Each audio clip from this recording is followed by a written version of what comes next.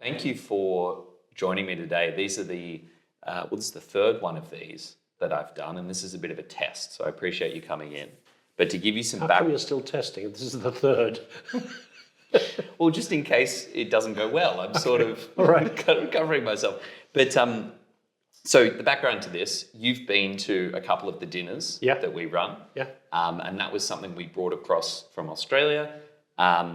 We'd found back home that public leaders coming together in a informal sort of environment where they get to share ideas and share stories was something that people really valued. It turns out that going out for lunch and dinner and having a chat is something that people quite enjoy doing here as well. We then, as an extension of that, I started the newsletter, which you've generously contributed to as well, so thank you for that. And more recently, someone said to me, well, I can't always attend the dinners, but I'd quite like to hear some of the stories that come out of those events. Could you sit down and profile some of the public leaders that you think have really interesting stories for the benefit of the rest of the community? We've spent a lot of time talking. You've been very generous with your time the last year and a half. We've spent a lot of time talking. And so I thought you would be a really interesting person to sit down with now and pull out some of your wisdom. Oh, that. And similar to the dinners, this is a no-selling environment. And so I'm not going to be selling InvestorHub. So what are we doing with these videos? Well, we're going to publish them. We're going to publish them, and other public leaders that aren't able to attend the dinner can watch it and hear from you. And we can start learning from each other even more. Okay. Does that work for you? So no selling environment. I'm not going to sell InvestorHub. You're not allowed to sell anything except yourself. But maybe to start with, for those that don't know you and are listening to this or watching it, could you give a brief introduction and a little bit about your background as a public leader? Yes. This is what you say, it's completely unprepared. I'm not very good at introducing myself. And I either adopt a one-liner, which is basically I'm a salesman. And I've done very many things and sold very, very many things. And then I can drill down into what those things are and what sectors I've worked in and geographies and so forth. Or I kind of, I go for the shock value so that, for instance, I share quite early on, well, I started life as an actor.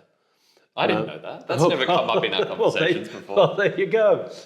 So I've done that from time to time. I didn't do it for a long time. There is a good story that attaches to it, which is all about, which I think is pertinent to any young person. So I became an actor. I was encouraged to become an actor by teachers that I had, good teachers, one of which just recently died in his 90s. And it was at a time in the 1970s when the arts were very well maintained and sponsored by the Arts Council, by government, by all sorts of initiatives. It was a very lively time in the arts, but it was an extremely difficult time politically, with a lot of changes of government and a lot of big union problems and so forth. And the decade ended with Margaret Thatcher coming into power. And quite soon after she did, taking away grants from the Arts Council, reducing the funds available to the Arts Council. The consequence of that, for me, as a young actor by that time, was I just touched the mic, didn't I? Was I'm sorry. The consequence of that for me was that there were fewer jobs around. And so I went for it's a good story, this, so I might as well tell it. So I went to a Christmas party, a fancy dress party that I'd been invited to many times in the past, not been able to attend because I was working. In fact, if there was one time I was working as an actor, it was at Christmas in pantomimes and so forth. But this particular Christmas is the Christmas of 1981. I wasn't working. I went to the party, and at 2 o'clock in the morning in this guy's kitchen, I was describing my situation and why I was at his party this time and not previously. Anyway, the following day, he rang me up, about 11 o'clock, I guess. So I probably hadn't had a very good night's sleep. And he said, listen, Mark, he said, this may be completely out of order, but would you like to come and work for us? I had no idea what he did. He explained, he was in shipping. I said, I barely know the blunt from the sharp end of a ship. He said, you'll be fine. And, well, I could go on with this story. Suffice to say, within days, I started working for this company, a ship brokerage company. This was between Christmas and the New Year. Oh. I got a bonus after less than 6 months of enough money to pay off all my debts. Wow.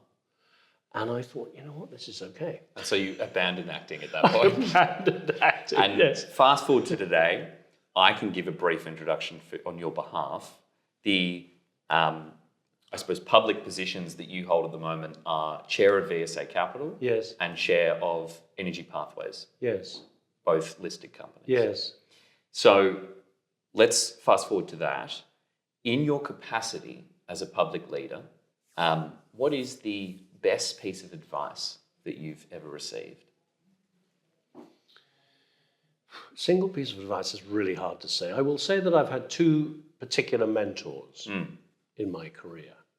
And the last one, who is now in his 80s, has been particularly useful in introducing me and making me understand some of what governance is all about. I don't think there is any kind of silver bullet piece of advice to give to anybody on boards, except to listen. Because there are different roles on a board. You know, are we talking about chairman here particularly, or are we talking about non-execs? We're talking exec directors. Whichever you want to talk about, I guess. For chairs, I think it helps immensely if you're just good with people. You need to be able to tease out people's real thoughts about things. And you also need to be able to convey your own concerns to an individual if you don't think they're quite giving you everything you want. Need, really. I say want, and it's not want, it's need, because your role is to have a functioning board which reaches decisions, having given everybody a chance to express their opinions, and also having in mind that the relationship between the chair and the chief executive is really important, and that's not always a slam dunk. It's to use an expression I'm not really very fond of, actually, but it isn't. Because the nature of people who lead the executive is often they don't easily take criticism or direction. Or direction, yes, that's right. So that's a delicate thing, but it's important to remind yourself, I think, that you don't have to really like all your board or your chief executive, but you do need to understand them, and you do need to be behind them. After all, you want the company to work. I like the listening point. To pull that thread, is that also that sometimes in those positions, some people might feel like they need to have all of the answers. And so that might lead to a tendency to talk or give an opinion all the time to feel useful, to feel like you're doing the job, when quite often, sometimes the most valuable thing you can do as a leader is actually sit back, and maybe the most valuable people in the boardroom are the ones that maybe they don't need to be speaking all the time, but when they do have that one insight at the very end of the meeting, it forces everyone to, really think and brings the conversation forward. So listening. If I flip it around, what about the worst piece of advice you've received as it relates to running a public company? I don't know the answer to that. Is that one you got on a list? I don't know the answer to that. I don't know that I think what you need to be careful of is false flattery, because that is a kind of bad advice, isn't it? So you can sometimes find that somebody flatters you, and then you realise they actually have another motive. As in they're trying to sell you something. Yeah, or whatever it is. Yes. Yeah. Okay, that's a good one. I don't interpret a lot of what people might say to me thinking it's advice. I don't necessarily interpret it as advice. It's just chat. What I really draw on, personally, most of all, is, it sounds really naff this, but it's age, isn't it? I don't want to talk about wisdom so much as just experience. I think that's really, really, really significant. That makes sense. So, slightly different tack, looking ahead. So in 5 years' time, let's think about public leaders in 5 years' time. What sort of skills do you think will be really important for a public leader to have in 5 years' time that might not be at the forefront of the required toolkit now? Well, I think politics are going to really, really make themselves. Politics is going to become very important, a very important backdrop for a lot of what we do. One of the things, I'm not going to do a sales pitch. You told me not to do that. But I think it's really important that businesses, whilst they, inevitably they must try to stay out of politics, but it's also important that they read the runes, read the signs. So I think there are going to be significant shifts in society and in thinking. I think that the polarization that we have in the political sphere at the moment, and not just in the political sphere, actually in the social sphere, this extraordinary, this is unique to my life, actually. The world's changing a lot. Yes, it is. And people are on completely different song sheets, completely different. So I think that has to change, and I think business can be a part of changing that. Business, after all, is seen in a lot of circles as bad guys, isn't it? Big bad capitalism and so on and so on.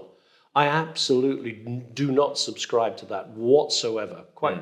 Absolutely the contrary. I'm a huge believer in the capitalist system, in the power of capital, and mobilizing it and doing good things with it. Good things meaning good, saintly good things, but also good things that, for selfish reasons, for people to get wealthy. I really believe in that. So I think that business leaders are going to have to be able to articulate that better. That makes sense. I mean, a view I have, which seems sort of similar, is that, say, we go back a couple of decades. If you're running a public company, you could do it a little bit more in a vacuum. And by that I mean, if you built a really good business and you hit your forecast, you did what you said you were going to do, then the system would sort of work and your share price would move commensurately. And you could operate in that little window and it would be fine. You could build it and they would come. But that isn't really the case anymore. No, it isn't. Because the world, information's transferred instantaneously, the world is more interconnected. It means that whether we like it or not, in public companies, you are so much more exposed to everything else that's happening in the world. And if you just build a good business and deliver, your share price might still go down. Yes. And that probably links to what you're saying, in that you need to be, as a public leader, a more active participant in everything that's happening around you, because it's going to affect you whether you like it or not. And so it's a much more public role than it used to be. And even, there is nowhere to hide. There's nowhere to hide. There is nowhere to hide anymore. This has been so for a long time, actually. But there is no spot on the planet where somebody might not take a TV. It might be an old black and white TV with a with a valve and warming up and all that, but they will have that TV in the middle of wasteland, powered off a car battery, and they'll be watching what's happening on the other side of the world. They'll be able to find out. I mean, so you very kindly invited me to an event that another hat you wear is you are part of the Geological Society Business Forum. Did I get that right? Correct, yeah. And you organised a really cool event last year. Yeah. Where you had myself and Ben Romney from Buchanan come and talk about social media as it impacts the extractive industries, particularly companies that are listed publicly and are trying to get an investor audience and raise capital. And in particular, investor relations as opposed to just public relations. Right. And that sort of links to this because it's changed a lot. And one of the things we were talking about is whether you like it or not, that is how people are receiving information. And so in the extractive industries, that is being able to engage digitally, being able to reach investors where they are and engage with all of these different topics and forums is something that companies just have to do. Yes. And of course, the flip side of that is I loved your anecdote before about how you got your sort of first job post-acting. That was through a in-person relationship, and that's still very important. But how have you seen that change? Obviously, that's still a very important part of building a public company and finding investors and et cetera, but there's a very different way of doing it as well. How have you, in that the digital side is now very much a part of it and there's sort of an interplay between the two, how have you noticed that change? Well, I mean, for me personally, there's a mea culpa here. I mean, this is all new territory to me. I've diligently ignored a lot of social media and what it does and what it can do, and actually how to address the challenges that it has thrown up as well as the opportunities. So it's new territory. But for instance, so with the GSBF, the Geological Society Business Forum, we've recently acquired a new chair and a very much more lively raft of young blood, thinking of really basically thinking about how we pass it on, and in particular, I've been really impressed by what has been done by. Should I mention the name? Yeah, a lady called Philippa Varys, who's an Australian actually. There you go. Do you know her? I don't. She in the mining sector. She's taken over our LinkedIn, and it's transformational. So I really do see, and of course I know what we're doing with InvestorHub and EPP, and we're not using it as well as we could. I think there's an outstanding question. It's not easy to do these things, and there's a lot of resistance from sectors of the market to how much do the investors want to know? Why should they know? Why do you think there's that resistance? Because that's talking to investors and giving them information is an obligation. Yes, absolutely. That every company has. No? Yes, and that I've always believed that. I mean, that anybody, but they do, that anybody might question that and say, well, do they really need to know? This worries me deeply. I mean, this is really at the core of what's in the word, isn't it? Publicly owned company. I think it goes back to that theme we were touching on before, that if you go back a couple of decades, you didn't need to do that. To be very reductive. Fair enough. You didn't need to, but you would. But you would. And you'd have an AGM, and all shareholders were invited. If they turned up and they asked difficult questions, you were obliged to answer. You are obliged to answer. But the frequency is different, of course, because now there is this continuous expectation. And not necessarily sufficient time to think about well, I think what you say. The way people receive information and the expectations they have has evolved faster than public markets, in that we could spend hours talking about regulation. But the regulation, the systems, the infrastructure of public markets are not designed for this real-time world that we have now. That is right. It takes to do to make sure you've covered all the bases with your nomad and your PR people and your broker, and as well as the team, it takes 2 days at least to generate an RNS.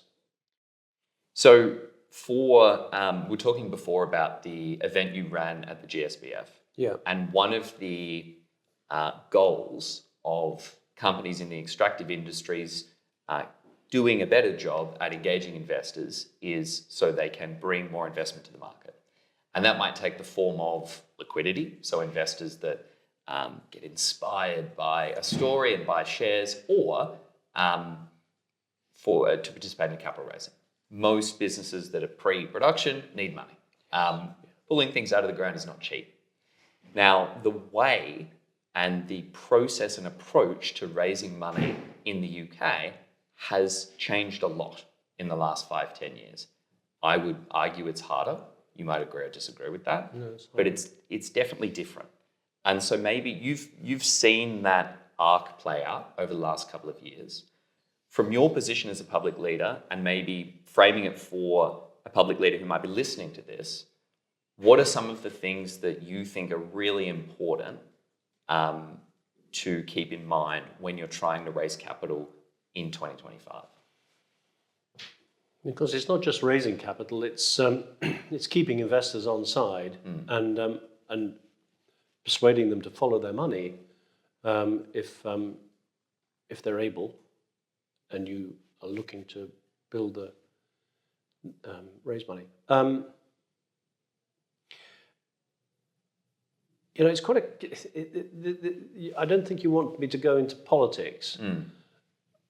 Do you really not want me to go into politics? Well, we can come to that after. Let's focus on the public market side first. Well, the thing is that the actual individuals, retail investors, are fewer than there used to be.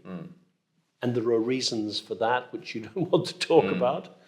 And at the same time, also, traditional big institutional investors are not as active in the markets as they used to be, for a number of reasons. But it's mainly political. That's where it all derives from. So how do we navigate that? Well, we need to. I think we need to be constantly looking to raise money. You've touched on this previously, and I think you need to. I think it's a mistake to turn money down when it's there to be invested. It's a movable feast. Share prices go up and they go down. You may end up giving a better deal to one investor than you did to another previously. It's hard to avoid that, especially, as you say, in the nascent months and years of an extractive business. I think this isn't answering your question, but it just prompts me to remark that if there are different norms in the oil industry to those in the mining industry. Frequently, mining exploration companies can be quite small, and their success is measured by finding something, developing it to a point where they can sell it to one of the big corporations. Oil companies are a little bit different. They aspire to actually be a big oil company. That's a different mindset, and then it's going to have there's going to be a major change when success happens. So, and I've not been in that position yet. I hope to be in that position. Intend to be in that position. But leading up to that, you have a lot of things working where you're trying to identify the kind of shareholder who will stay with it, who actually buys into what you're doing and will not sell, and in fact will add to their holding as time goes by, in the knowledge that something really big is going to evolve. But at the same time, you need to acknowledge that you're a great business for traders to take an interest in, because they make their money up off the rises and falls. The volatility, yeah. So you need to engage with those people. This is the learning curve that I will happily admit to being in, but which I believe very many people in lesser capitalized. I don't think it's just the extractive industries as well. Like, I think the reality is that no one in the market can afford to be picky about all money is good money. I don't think anyone is sitting there saying, I've got too much liquidity, I have too much investor interest. Yeah. And there's nothing, it's sort of incumbent on everyone now to be more proactive about trying to meet different investors where they are. Yes. And that might not mean just doing a traditional roadshow or engaging through a traditional channel, but doing something a bit different. And that's actually not only a good thing, but probably necessary. Well, and it's a PR thing as well as an investor relations thing. So you know, the media, the mainstream media are much harder to handle today than they used to be. You know, I can't remember the last time I bought a daily newspaper during the week. I'd buy the occasional weekend paper, Saturday's FT or a Sunday paper. But they're nothing like as thick as they used to be. Well, people get their information And from people don't read them. different sources, yeah. So so actually that is a significant challenge that we face, is how to reach opinion makers and serious people who will engage in the detail of what you're really about. That's, you know, again, I'm sorry, but it's so political, all of this, you know, because it's about education. You know, you'd like to be bringing in, you know, I very, very soon after I stopped being an actor and became a blah, blah, blah, I was very, very soon putting money in the markets. I just was attracted to it very early on. I don't think very many young people in this country are doing that. You see it in the States still. Both my sons, I have a son in the States and a son in Australia, both of them are in the market. But in this country, there's very, very few youngsters. What would be 3 pieces? I'm going to the threes, the power of 3. I'm going to get you to condense this into 3 points. 3 bits of advice or key points that you would encourage public leaders to bear in mind when they are going out to engage with capital markets and raise money in 2025? Well, you need to be certain about what you're selling, what you're promoting, of course. And don't go in with preconceptions. You know, you can always be surprised how an audience can jump to the conclusion you're looking for. You know, so this is for me, I'm interested. So you have to have I don't know, I can answer this properly. The 3 things, you know, it's there's a bit of an obsession. Well, choose your own framing, that's fine. We have a challenge. The first key thing is to be confident that what you're proposing makes sense and is going to be commercially successful. That's the obviously, but that is where you start from. And then anybody is going to be interested to listen. You know, I find myself talking about both of the companies that I'm associated with, but particularly with EPP. I find myself talking to people on the bus about it. You know, somebody say, you're dressed up like this. Where are you off to? I don't want to go to anybody. And then you're in. You know, so you can talk to anybody. Whether or not they'll then buy is a whole other ball game, isn't it? So give yourself as many shots on target. Absolutely. As you can. Would you say that the never actually let it leave your mind completely. Yeah. Anybody you meet. I'll give you a good example. So over the weekend, I learnt that one of the tenants in the apartment block in which I live has bought a house and is going to be leaving. And so I contacted the owner and asked him whether he found a new tenant.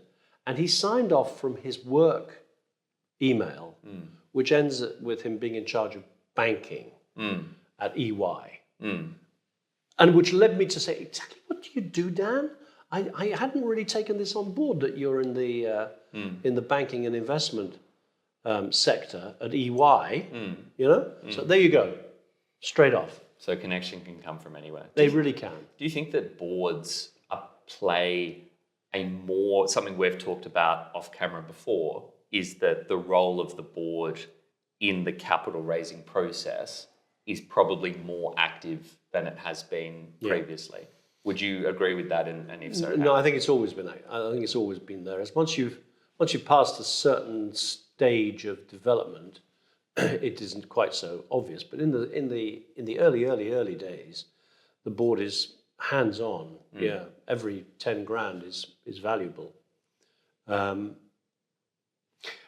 I think that that's something that is desirable into the future.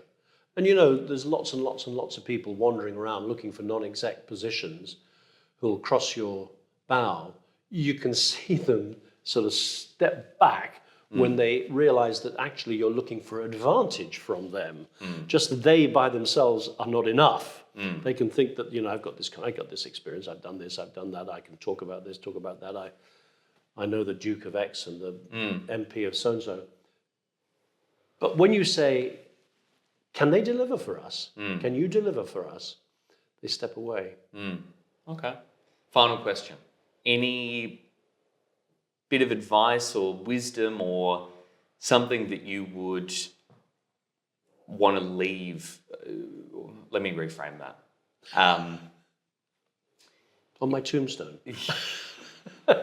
Is there anything that you're thinking about as a public leader at the moment, or a question that you have for other public leaders that you think people need to talk more about? I think people need to talk more about diversity, etc. I ran an event for the GSBF about 6 or 7 years ago on diversity. We had a big panel of about 8 people, one white man, a couple of white women, and then everything in between. And the person who was moderating, another one who's recently passed, Sir Jeff Palmer, who was part of the Windrush generation. Great guy and a very good moderator, and obviously very, very committed to seeing the lot of, in particular, West Indian origin British people, improving. But I think that I'm very much in favour of, in principle, of diversity. But I think that people still have to be they still have to be the right people. The right person matters before the person's gender or sexuality or ethnicity. It's the right person that matters. And if you tick a couple of boxes on the way, I guess it's useful. But to get hung up on it, I think is counterproductive. Okay, perfect. All right, well, thank you, Mark, for sitting down with me. And if anyone listening to this connected with part of your story or wants to get to know you, your details are very publicly available. Would you be happy for people to reach out with you on LinkedIn or through the companies you support? Your details are there, so I'm sure they'll be able to find you. Yeah. Anyway, thank you. Thank you. Thank you very much. Cheers.